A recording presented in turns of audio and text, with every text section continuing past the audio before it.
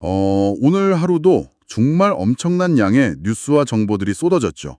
그 정보의 홍수 속에서 오늘 꼭 알아야 할 핵심만 딱 짚어내기 위해 찾아오신 청취자님 진심으로 환영합니다. 네, 환영합니다. 내일 있을 중요한 비즈니스 미팅을 준비하고 계시든 아니면 단순히 지금 세상이 어떻게 돌아가고 있는지 지적 호기심을 채우고 싶으시든 오늘 저희가 준비한 심층 분석은 바로 청취자님을 위해 완벽하게 맞춤화되어 있습니다. 맞아요. 오늘 우리가 테이블 위에 올려둔 이 분석 자료의 스택은 그 어느 때보다 방대하고 또 흥미롭거든요. 사실 겉보기엔 전혀 다른 분야의 뉴스들처럼 보일 수도 있지만 깊이 파고들면 2026년 현재를 관통하는 아주 거대한 흐름을 발견할 수 있죠. 네, 그래서 오늘 다룰 자료들을 먼저 간단히 브리핑해드리면요.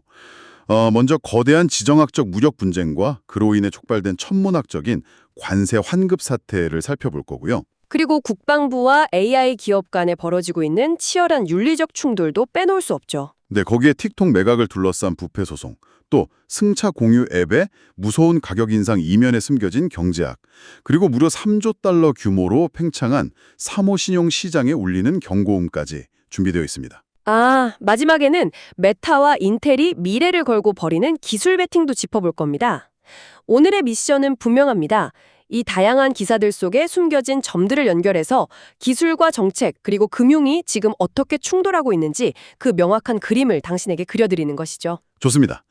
그런데 본격적인 논의에 들어가기 전에 오늘 자료의 성격에 대해서 명확히 짚고 넘어가야 할 필수적인 부분이 있죠. 네, 이 부분은 제가 아주 분명하게 짚고 넘어가겠습니다. 오늘 우리가 다룰 자료에는 트럼프 행정부의 정책이나 관세, 틱톡 소송 등 좌우를 막론하고 정치적으로 아주 민감하게 해석될 수 있는 내용들이 포함되어 있습니다. 청취자님께 명확히 고지해드립니다. 우리는 이 방송에서 어떠한 정치적 견해나 특정 입장을 지지하거나 비판하지 않습니다. 오직 제공된 원문 자료에 담긴 사상과 팩트를 있는 그대로 아주 객관적으로 전달해드릴 뿐입니다. 맞습니다. 우리는 그저 이 복잡한 정보의 미로를 안내하는 가이드일 뿐이니까요. 자, 그럼 이것부터 파헤쳐볼까요? 무역 분쟁 이슈 말이죠. 네, 가장 먼저 시장을 뒤흔들고 있는 관세 문제입니다. 2020년 2월 20일 미국 대법원에서 6대 3으로 아주 중대한 판결이 하나 나왔습니다. 트럼프 행정부가 이른바 해방의 날이라고 명명하면서 부과했던 관세가 불법이라는 판결이었죠. 이 관세의 법적 근거가 바로 1977년에 제정된 IEEPA, 즉 국제비상경제권한법이었습니다. 여기서 정말 흥미로운 점은 대법원의 판단 논리거든요. 대법원은 이 IEPA라는 법안이 원래 대통령에게 일방적으로 광범위한 관세를 부과할 수 있도록 백지수표를 준 게 아니라고 본 겁니다. 그래서 미국 국제무역법원의 리처드 이튼 판사가 세관 국경보호국에 아주 직설적인 명령을 내리게 되죠. 관세 없이 수입 통관을 재정산하라는 그 명령이요? 네, 맞습니다. IEPA를 근거로 부과된 관세를 빼고 전부 다시 계산하라는 거였죠. 그런데 청취자님, 이 재정산이라는 단어가 품고 있는 경제적 파급력이 정말 상상을 초월합니다. 그 펜와튼 예산 모델의 분석을 보면요. 정부가 수입 업체들에게 돌려줘야 할 이 관세 환급금이 최대 1,750억 달러까지 갈 수 있다고 하죠. 네, 1,750억 달러요. 하나로 치면 수백조 원에 달하는 천문학적인 금액이 시장에 풀리거나 정부의 거대한 빚이 될 수 있다는 뜻이거든요. 그래서 지금 코스코, 토요타, BYD, 페덱스 같은 거대한 글로벌 대기업들이 집단으로 움직이면서 정부를 강하게 압박하고 있는 겁니다. 개별 소송보다는 일괄적인 환급, 그러니까 한꺼번에 다 돌려달라고 요구하고 있죠. 이게 개별 소송으로 가면 결국 소송 대리하는 변호사 단체들, 그러니까 트라이얼 받을만 수수료 잔치를 벌일 테니까요. 대기업뿐만 아니라 소상공인들까지 다 같이 혜택을 보려면 일괄 환급이 맞다는 논리네요. 네, 그 논리가 아주 강력하죠. 그런데 진짜 혼돈은 환급금 자체가 아닙니다. 이 IAEPA 관세가 무조화되자마자 스콧 베센트 재무장관이 새로운 15% 글로벌 관세 시행 가능성을 툭 던졌거든요. 기존 10%에서 확 올린 수치죠.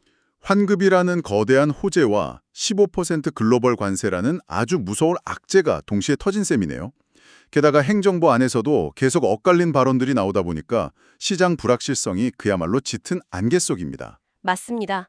수입 업체들 입장에서는 내일 당장 세금을 돌려받을지 아니면 더 폭탄을 맞을지 모르는 상황이죠. 여기서 이야기가 정말 흥미로워집니다. 정부의 규제와 통제의 칼날이 이런 전통 산업과 무역망을 넘어서 이제는 실리콘밸리의 심장부까지 찌르고 있거든요. 바로 AI 이슈입니다. 미 국방부 장관 피트 헤그세스가 미국 대표 AI 기업인 엔스로픽을 국가안보 공급망 위험으로 전격 지정했습니다. 이게 외국 기업도 아니고 자국 기업을 안보 위협으로 낙인 찍은 혼데 표면적으로는 2억 달러 규모의 국방부 계약이 불발되었기 때문입니다. 하지만 그 이면을 보면 AI 시대의 윤리적 딜레마가 그대로 폭발한 사건이에요. 엔스로픽이 국방부가 요구한 특정 조항을 수락할 수 없다고 버틴 거죠. 네, 바로 국내 감시 조항과 자율무기 사용에 관한 조항이었습니다. 엔스로픽은 자신들의 AI가 자국민을 감시하거나 무기 시스템에 자율적으로 쓰이는 건 절대 안 된다고 선을 그은 거고요. 그러자 애플, 엔비디아, 아마존 같은 대기업들이 속해 있는 정보기술산업협의회, 즉 ITC가 즉각 우려 서한을 보냈습니다. 기술기업 CEO들은 지금 관세 보복 피하랴, 안보 위협 지정 피하랴, 그야말로 눈치 게임의 한가운데 서 있습니다. 그런데 여기서 아주 대조적인 기업이 하나 등장하죠. 바로 오픈 AI입니다. 엔스로픽과 완전히 정반대의 길을 선택해서 국방부와 협력하기로 했잖아요. 맞아요. 그런데 그 후폭풍이 엄청났죠. 국방부 협력 소식 터지자마자 무려 150만 명의 사용자가 플랫폼에서 이탈해버렸고 내부 반발도 극심했습니다. 그래서 이 성난 여론을 잠재우려고 오픈 AI가 아주 강력한 승부수를 띄웠는데 그게 바로 GPT-5-4 출시입니다. GPT-5-4의 스펙을 보면 이게 단순히 여론 부마용이 아닙니다. 에이전트 AI로 완전히 진화했어요. 최초로 네이티브 컴퓨터 사용 기능을 탑재했거든요. 아, 그러니까 사용자가 마우스 클릭하고 타이핑하는 걸 AI가 직접 대신해 준다는 거죠? 정확합니다. 환각 현상도 획기적으로 줄였어요. 응답 오류가 무려 33%나 감소했고 주요 벤치마크 테스트에서도 다 1위를 찍었죠. 기술력으로 윤리 논란을 덮어버리겠다는 아주 공격적인 전략입니다. 이번 사료 중에 테크더트 기사가 하나 있었잖아요. 원문은 403 에러로 막혀 있어서 내용은 못 봤지만 제목 자체가 지금 상황을 완벽하게 요약해 주더라고요. 아, 그 혼란은 계속된다는 제목의 기사요? 네, 오픈 AI가 계약을 수정하고 엔스로픽이 협상에 복귀했다, 혼란은 계속된다. 진짜 펜타곤이랑 실리콘밸리가 벌이는 알력 다툼이 언제 끝날지 모르겠습니다. 이것을 더 큰 그림과 연결해 본다면요. 정부와 빅테크의 충돌은 AI에만 국한되지 않습니다. 틱톡 매각을 둘러싼 거대한 소송을 보면 스케일이 장난이 아니죠. 아우터 퍼블릭 인테그리티 프로젝트라는 비당파 단체가 제기한 그 공직 부패 소송 말씀이시군요. 트럼프 대통령이랑 팸 본디 법무장관을 고소했죠. 네, 틱톡 사태 타임라인을 다시 짚어보면 원래 대법원이 바이트댄스의 틱톡 매각 법안을 합헌으로 인정했잖아요. 그런데 백악관이 매각 시한을 계속 연장해 주더니 결국 오라클이나 아부다비의 MGX 같은 백악관 측 동맹자들에게 매각되는 걸 승인했습니다. 겉으로는 미국 콘소시엄에 넘어가서 안보 위협이 사라진 것 같지만 소송을 낸 원고들, 그 구글이나 메타 주식을 가진 소프트웨어 엔지니어들의 주장은 전혀 다릅니다. 바이트댄스가 여전히 핵심 추천 알고리즘을 통제하고 있다는 거죠. 그게 핵심입니다. 껍데기만 바뀌었지 본질적인 데이터 통제권은 중국에 그대로 있다는 거예요. 게다가 최근 1년 사이에 법무부 내에서 공직윤리부서가 축소되고 국제부패 척결 태스크포스마저 해체됐습니다. 정부의 감시 기능 자체가 완전히 무너졌다는 게 원고들의 강력한 비판입니다. 자, 그럼 이 거대한 워싱턴과 실리콘밸리의 충돌에서 잠시 빠져나와서요, 청취자님. 최근 우버나 리프트 앱을 켜셨을 때 요금이 좀 많이 비싸졌다고 느끼신 적 있으신가요? 체감뿐만 아니라 데이터가 그걸 정확히 증명하고 있죠. 맞습니다. 2025년 한 해 동안 라이드 쉐어링 요금이 무려 9.6%나 올랐습니다. 평균 요금이 23.6달러까지 뛰었어요. 요금이 오르니까 그리드와이즈 조사 결과 사용자의 60.4%가 앱 사용을 줄였다고 답했습니다. 이코노미 기업들이 점유율 높이려고 막대한 손실을 보면서 소비자들한테 싸게 퍼주던 그 호시절이 막을 내린 거죠. 플랫폼이 수익성 중심으로 완전히 개편된 거네요.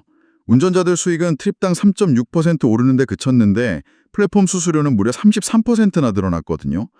청취자님을 위한 실용적인 팁 하나, 지금 평균적으로 리프트가 우버보다 14% 더 저렴하다고 하니까 두 앱을 꼭 비교해 보시기 바랍니다. 유용한 팁이네요.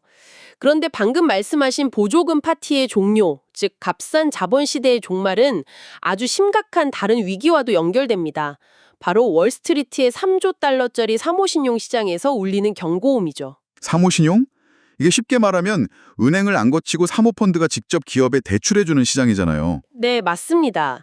기관 투자자들끼리만 할 때는 리스크 통제가 어느 정도 됐는데 이것은 아주 중요한 질문을 던집니다.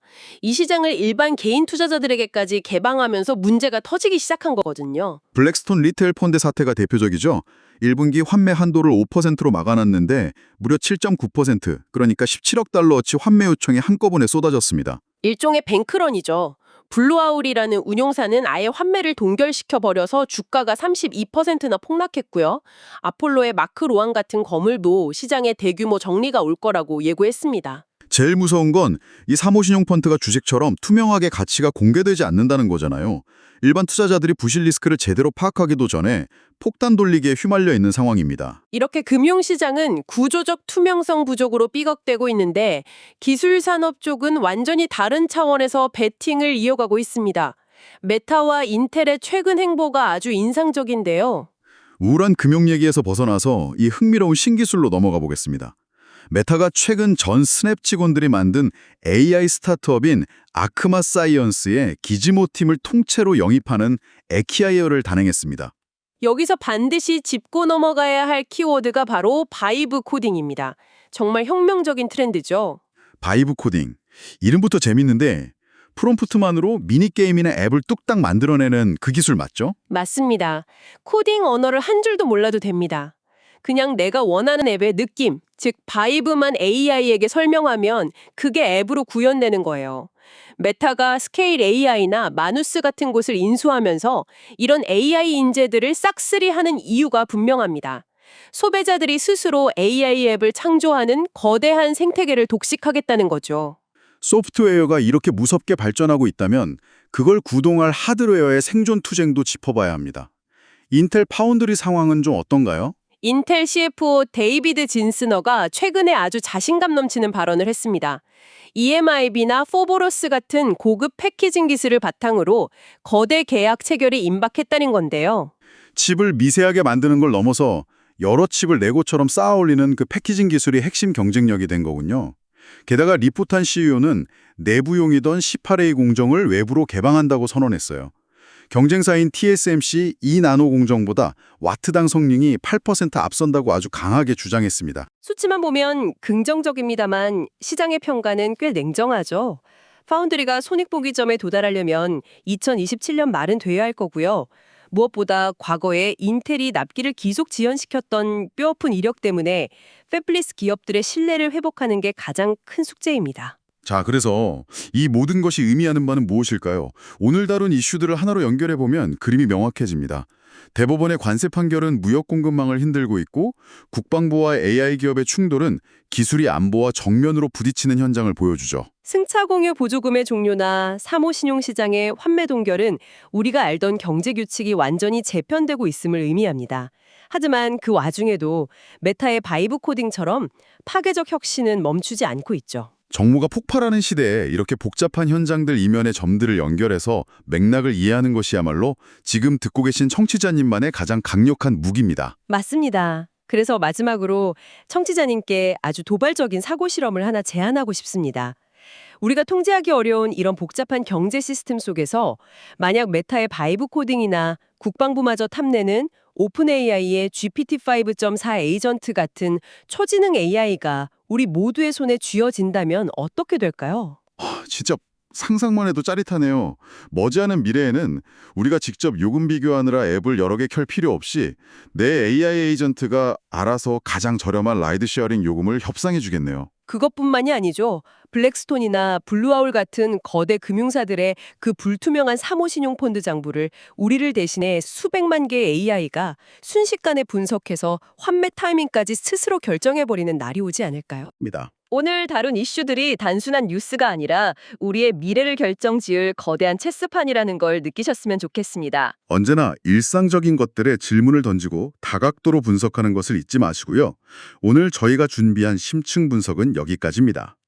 이 복잡하고 흥미로운 지식의 여정을 끝까지 함께해 주신 청취자님 진심으로 감사드립니다. 다음에도 세상을 꿰뚫어 볼 수 있는 완벽한 자료의 스택을 짊어지고 돌아오겠습니다.